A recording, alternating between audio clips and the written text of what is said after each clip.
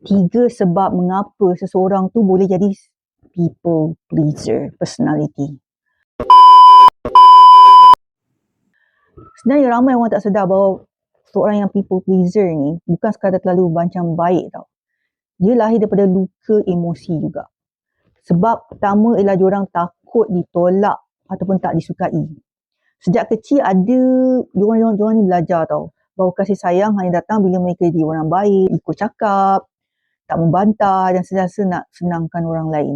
Akhirnya bila dewasa, mereka rasa nilai diri tu bergantung pada penerimaan orang-orang. Mereka sangguplah korbankan perasaan sendiri asalkan tak dipulau, tak dimarah, tak kehilangan dalam perhubungan. Yang kedua adalah rendahnya rasa self-worth ataupun harga diri. Orang yang suka nampak diri dia sendiri biasanya akan cari validation daripada luar.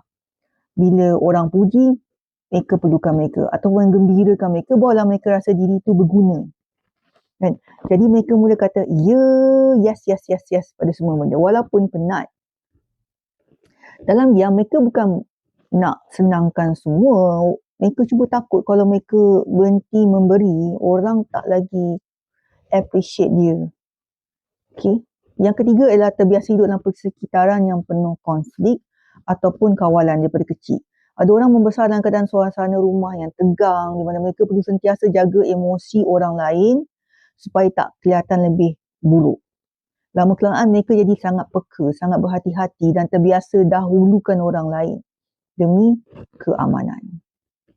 Itulah sebabnya people pleaser ni sering nampak lembut di luar tapi sebenarnya penat kat dalam. Mereka bukan lemah, mereka cuma nak terlalu lama belajar bahawa untuk selamat mereka perlu sentiasa senangkan orang lain. Tapi lebih baiklah jadi people pleaser daripada narsistik. Apa pendapat korang?